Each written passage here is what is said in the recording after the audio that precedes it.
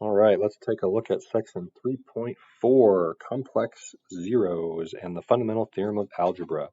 Okay, so we're going to start off with what should be some review here real quick.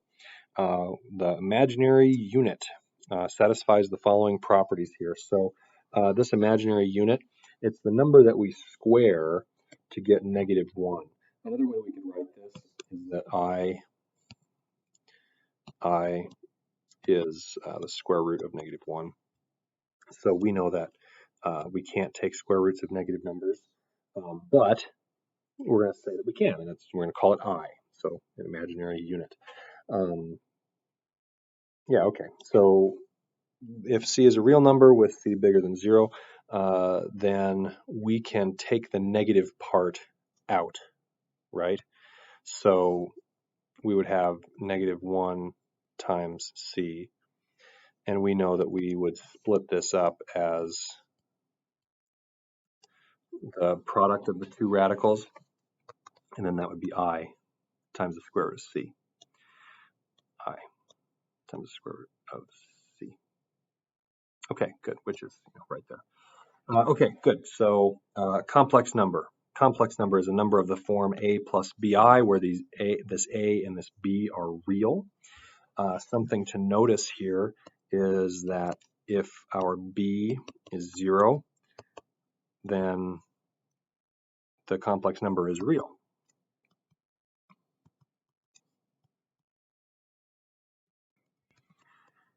So if we would draw a diagram here, this is the complex numbers. The real numbers are a subset of that. So the real numbers are properly contained within the complex numbers. It's just where b is equal to 0.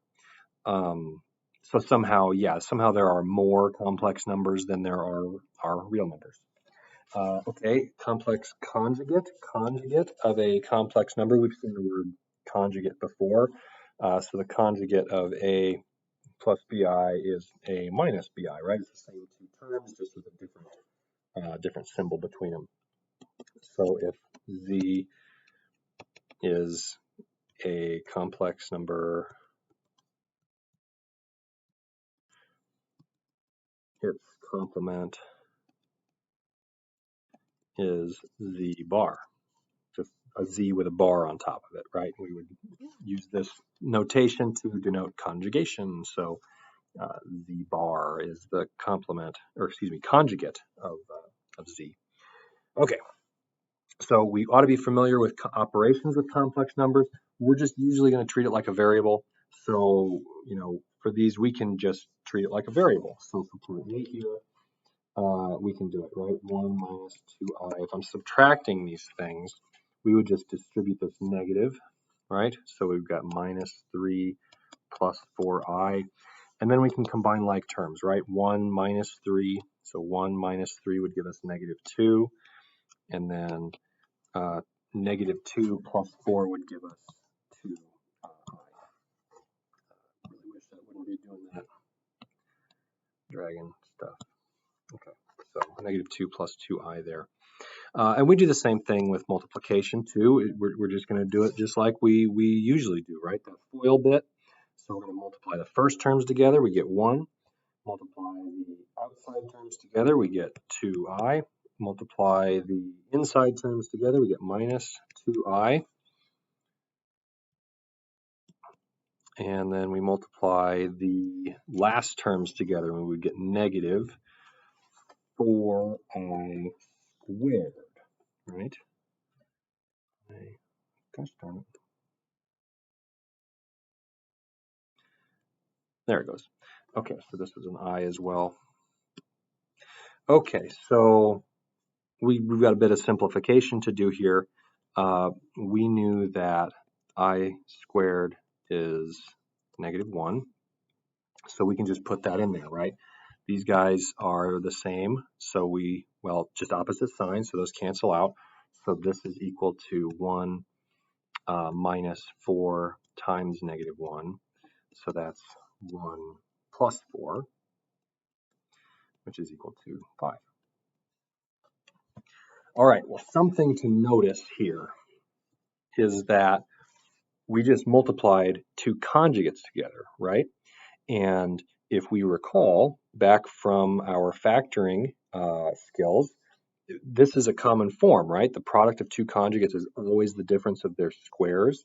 So we can maybe generalize this at this point. So if I've got A plus BI, and I multiply it by its conjugate, A minus BI, well, this is just going to be the difference of their squares. So I'm going to have A squared minus BI squared.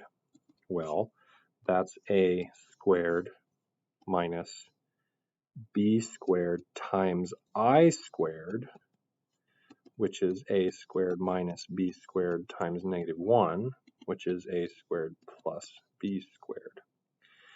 So this is going to be convenient for us in just a moment.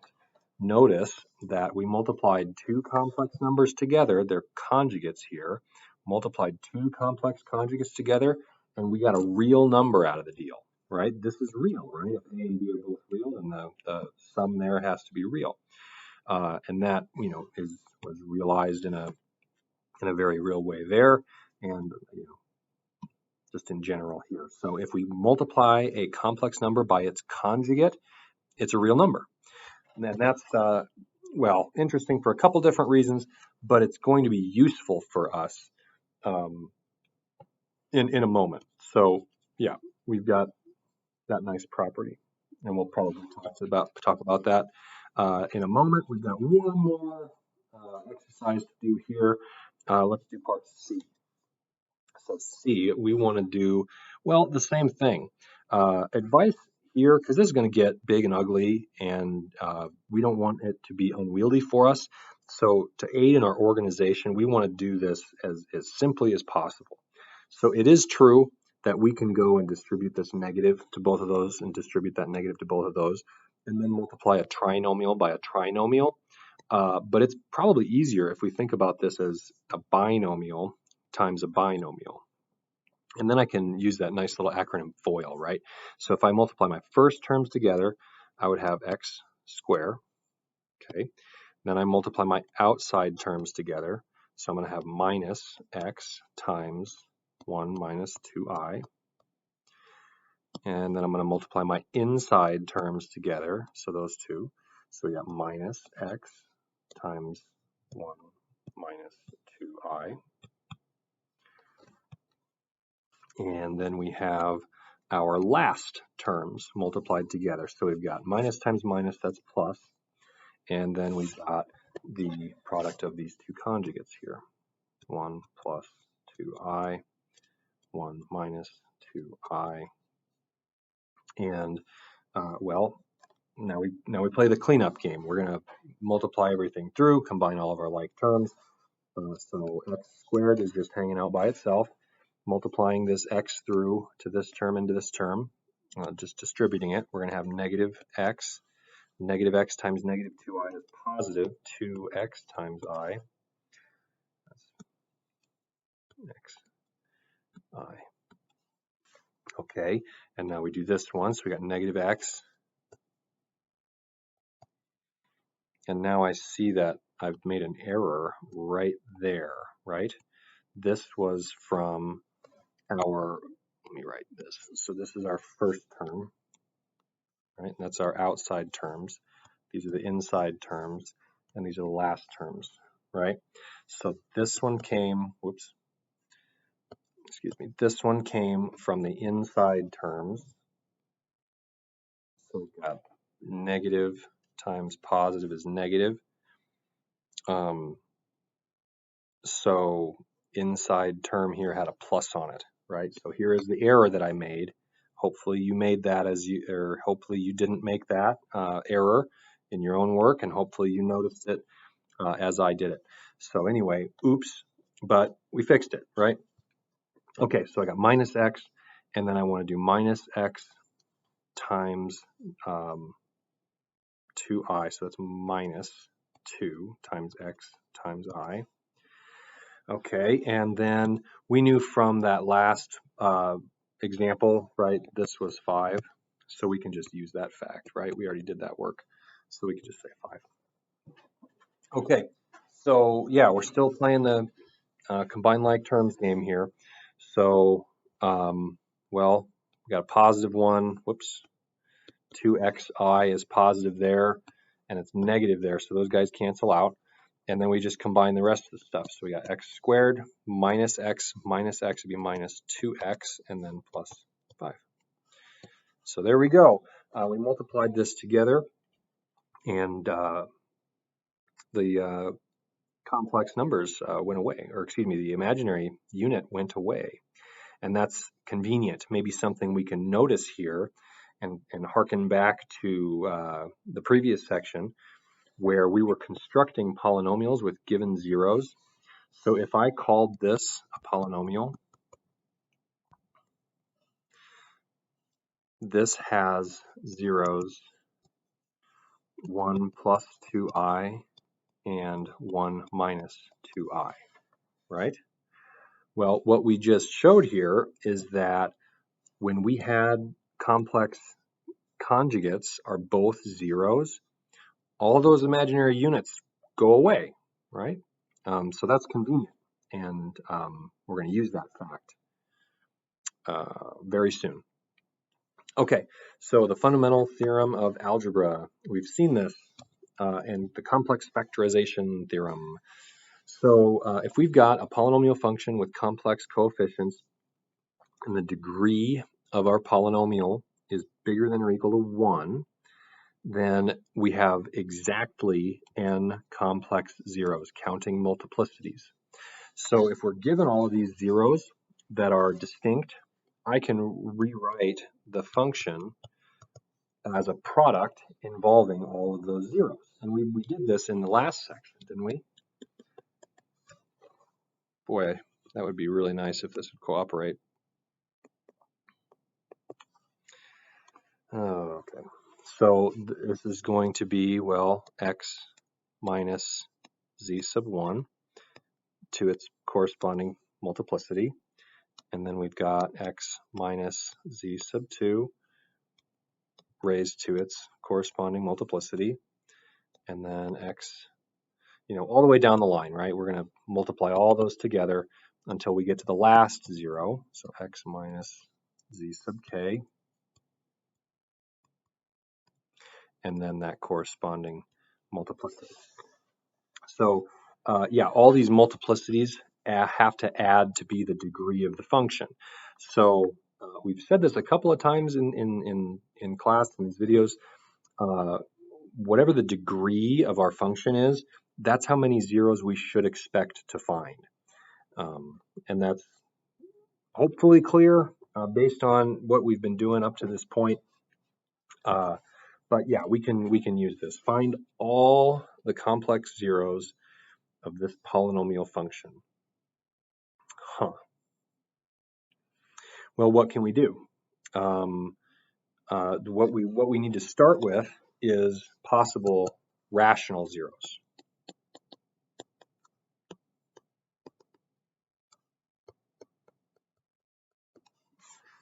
So from the last section, we know that those had to have a certain form. They had to be P over Q, where, well, plus or minus, where the possibilities for P came from our factors of our constant term. So that's going to be plus or minus 1, plus or minus 2. And then our possibilities for that denominator are going to be factors of our leading coefficients. So that's just going to be plus or minus 1. So really, our only options for rational zeros are plus or minus 1 and plus or minus 2. So we can go ahead and maybe even just look at it.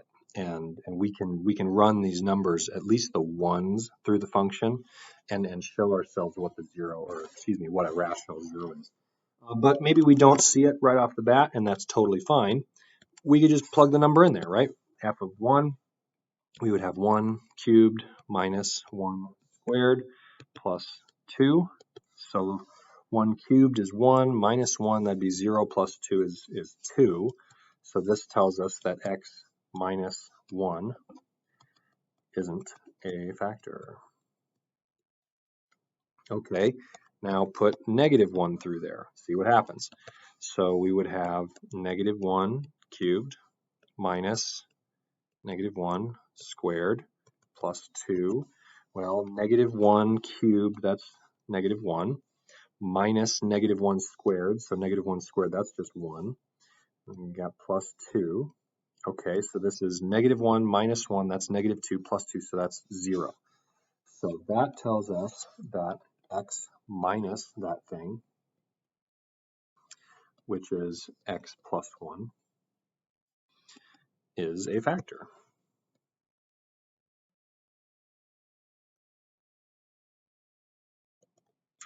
So we're going to do what we did in the last section, and we can divide our given polynomial by that factor. So we've got our coefficients from our given polynomial.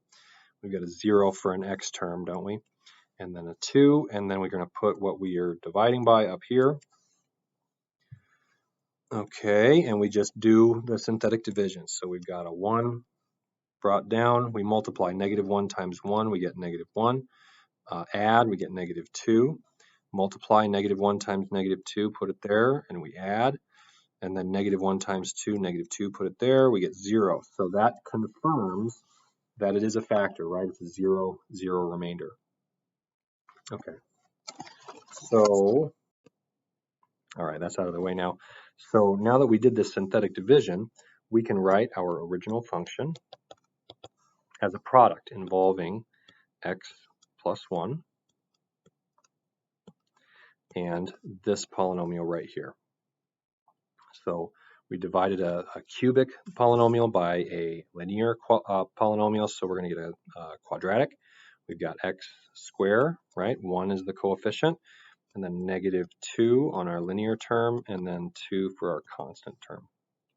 Okay, so now we want to rely on our, I guess, air quotes, other methods to factor the rest of this.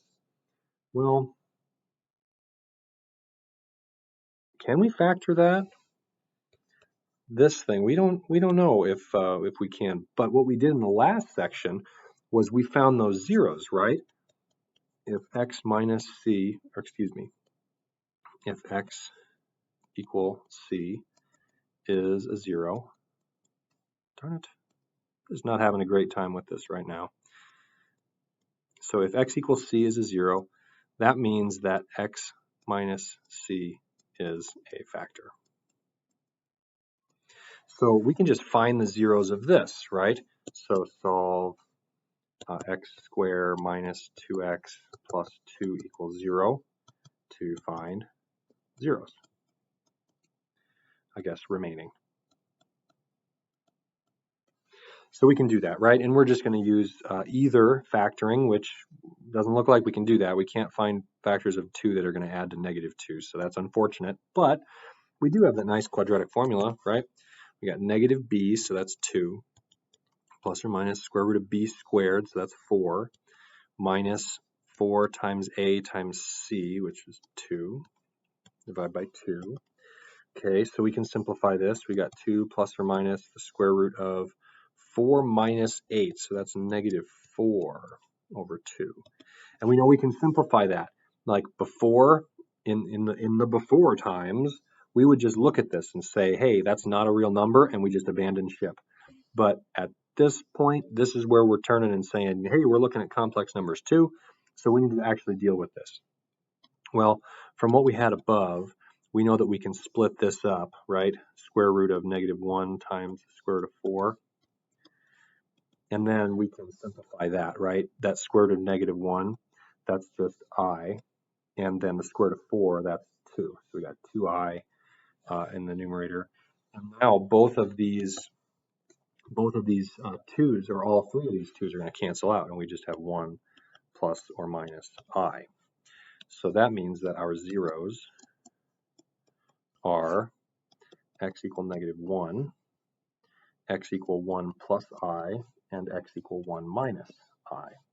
So we have 3 zeros, and this is what we should have expected from that theorem just directly above here, right? We found all 3 of these zeros. And if we wanted to go factor it using complex numbers, we can write it like this,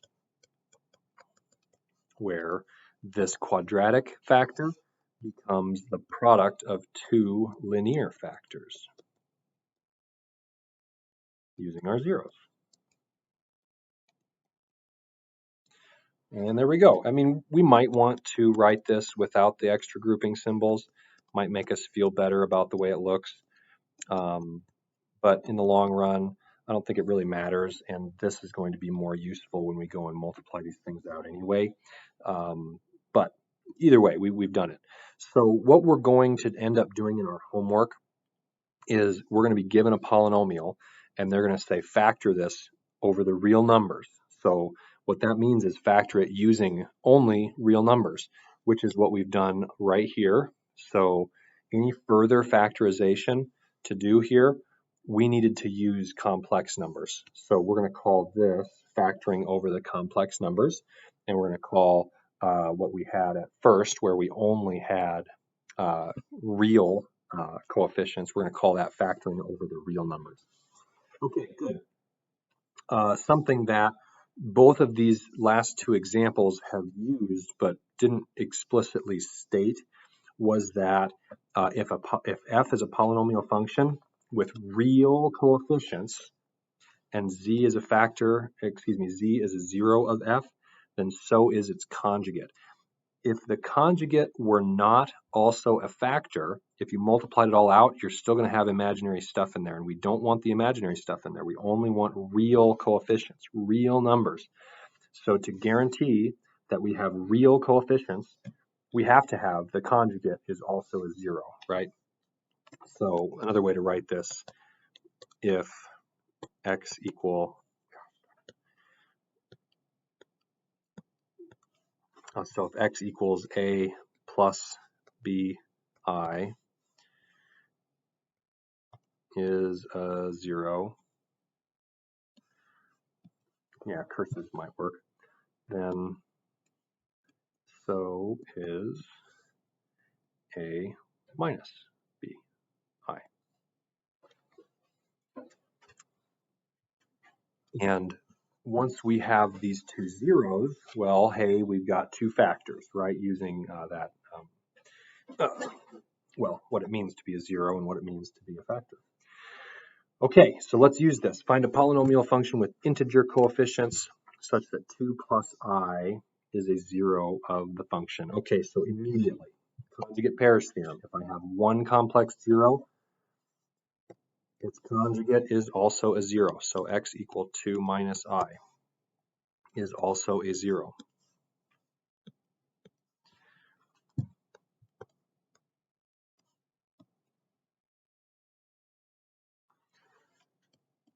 So x equal 2 minus I is also a zero. Well, if I've got two zeros, we've got two factors of our function. So call it f, and we can say what the factors are, right? X minus both of our zeros have to be factors.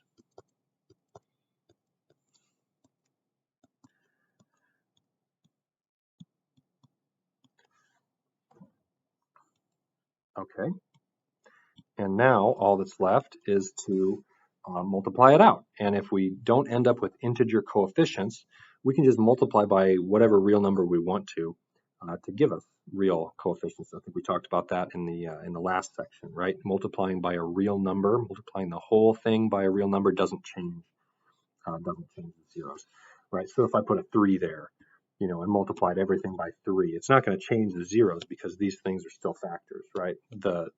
This real number of 3, it doesn't change. Yeah, it doesn't change. It's fixed. It's constant. It's 3. It's always 3, and it's not going to change the product, right? Well, I mean, it's not going to change the zeros. Okay. Anyway, we can do this. We're just going to multiply through. So our first terms, we would have x times x, so that's x squared. And then our outside terms, we would have x times negative 2 minus I, so I've got minus x times 2 minus I. All right, that was the outside terms. Now we go to the inside terms, so this one and this one. We would have minus x times 2 plus I. And then we go to the last terms. We would have this one times this one. So minus times minus is plus. And then we would have the product of the conjugates. So 2 plus I, 2 minus I. And we can now multiply everything out. So we have x squared minus 2x plus x times I, right? We're just distributing here and here.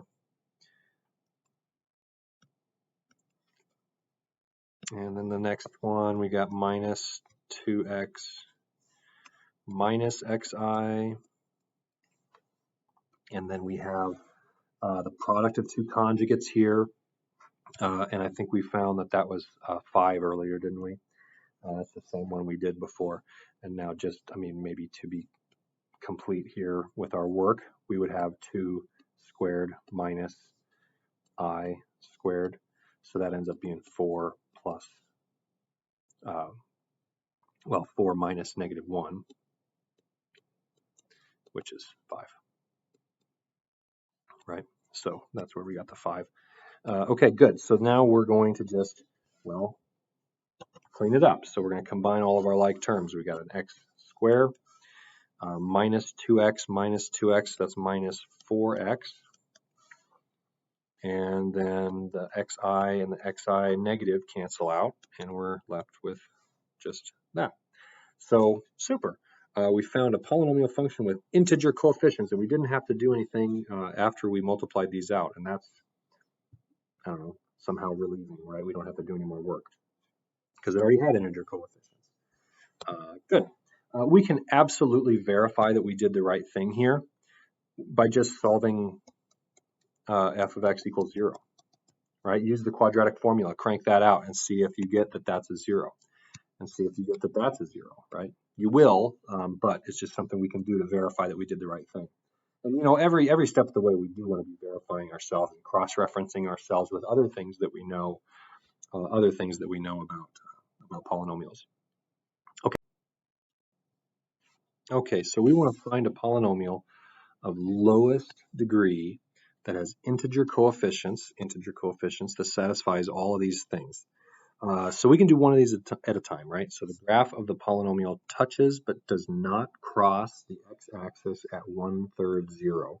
So this is an x-intercept, or another way to say that x equal 1/3 is a 0. So if it touches but doesn't cross, that means we have even multiplicity, right? So what we can put these two things together, x minus that 0,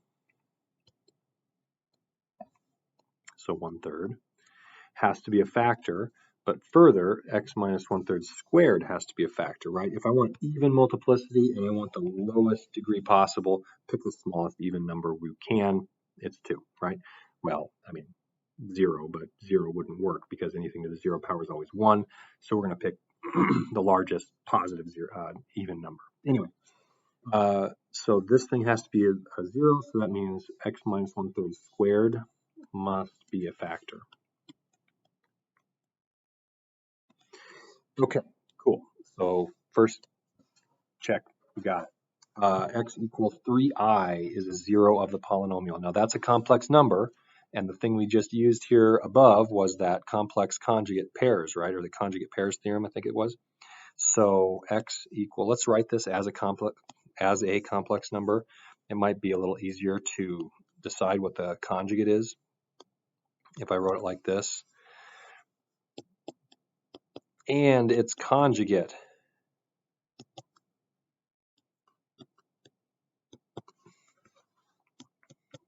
These are both zeros. Now this together tells us that x minus 3i and x minus negative 3i are factors. Okay, well, we can start constructing our polynomials. So we've got x minus 3i has to be a factor, x plus 3i has to be a factor, and x minus 1/3 squared must be a factor. Whoops.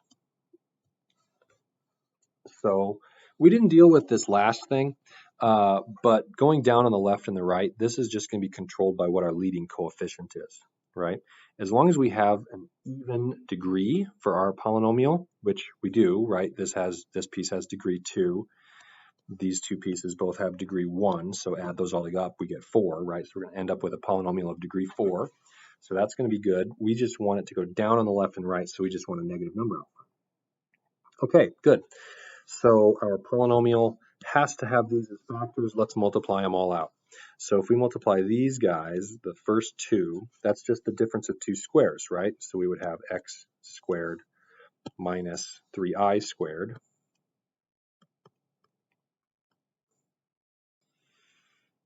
Okay. And then we have a nice little formula for the square of a binomial, right? It's the first thing. Plus 2 times the product of both of these things. So 2 times the product would be minus 2/3 x. And then the square of the second thing there would be plus 1/9. Okay. Okay, we can square binomials, right? All right, now we need to clean this up a little bit. So x squared minus 3i squared. So 3i squared, we're going to have 9, right? And then I squared. So 9 times I squared is negative 9. So we would have x squared plus 9, right? Minus a negative, plus 9. And then we have our other factor. So we got x minus, well, that should be a square, shouldn't it? Excuse me. Then we got 2/3 plus 1/9. And now we can multiply these guys, right? So we're going to multiply x squared times all of these terms. So we got x to the 4. X squared times negative 2/3 x would be negative 2/3 x to the 3. X squared times 1/9 would be 1/9 x squared. Okay, and then we move to the 9. We then multiply through by all the terms in the second one. So we got plus 9x squared. Now 9 times negative 2/3, that's going to be negative 6x. And then we have 9 times 1/9 would be, well, 1. Okay, cool. Now we have a polynomial whose coefficients are not integers, though. So we still have to deal with a little bit here. Let's combine these two things just to clean ourselves up here. So we have x to the 4. Then our cubic term, we got 2/3 x cubed. And then our squared term, we have 9 plus 1/9. We can do that, right? 9 is 81/9. So adding 1/9 plus 81/9, we would get 82/9 x squared, all right? And then our linear term is just negative 6x, and our constant term is just a 1. Okay, so now we have this is in descending order. Here is our candidate for what we want, right? But the problem is that this thing doesn't have integer coefficients, and it's not going to go down on the left and right. As it is right now, there's a 1 right there, right? So that's going to go up on the left and right. So we want to multiply the whole thing by a number that's both going to make it go down on the left and the right, which is just negative. And then we want to get rid of all the fractions. So we want to multiply everything through by 9.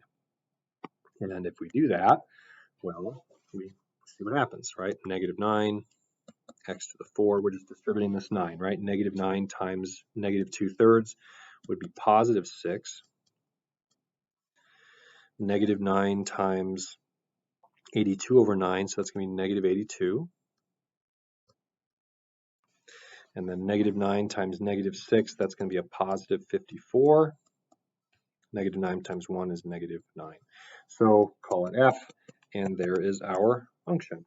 So we can check ourselves with this in a couple of different ways. We could go back and put in f of 3i and see if it's 0, verify that. Or we could find f of 1/3 and verify that that's equal to 0. We could also just run the process backwards. You know, find all of the possible rational zeros and then do our factorization like we did in the previous section. All right, great. So yeah, nice. Okay, the real factorization theorem. Suppose f is a polynomial function with real number coefficients, then f can be factored into a product of linear factors corresponding to the real zeros of f and irreducible quadratic factors. So this is a theorem which goes through what we talked about above, right? So yeah, find all, we can do this just like that one we did maybe 2 examples ago. I think for the sake of brevity here, maybe we'll just omit the, let's omit these for this video, and then maybe I'll make a separate video with another example here. So let's just do this one above because we already talked about this. If we want to find the zeros of a quadratic polynomial, all we need to do is use that quadratic formula, right? So f of x here equals 0 when x is, well, use the quadratic formula, right? Negative b plus or minus the square root of b squared minus 4 times ac would be 13 over 2 times a would be a 1. So that's 4 plus or minus the square root of 16 minus, what's 4 times 13? 52 over 2. And then we can further simplify this. We've got 4 plus or minus square root of negative 36, right? That's 16 minus 52 over 2. So we know that that's 4 plus or minus 6i over 2, which simplifies to 2 plus or minus 3i. So the zeros are 2 plus 3i and 2 minus 3i. So zeros, just to write this in a nice little package, zeros are x equal 2 plus 3i and x equal 2 minus 3i.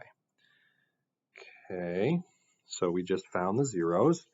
Well, that tells us what the factors need to be, right?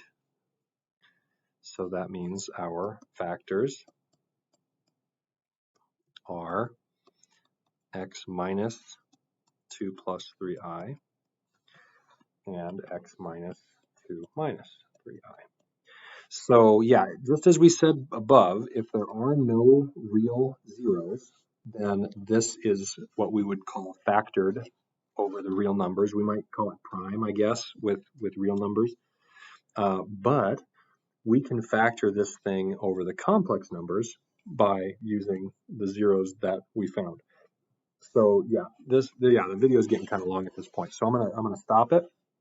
But I'll add another one or both of those. So yeah, thanks for watching this video, and have a great rest of your day.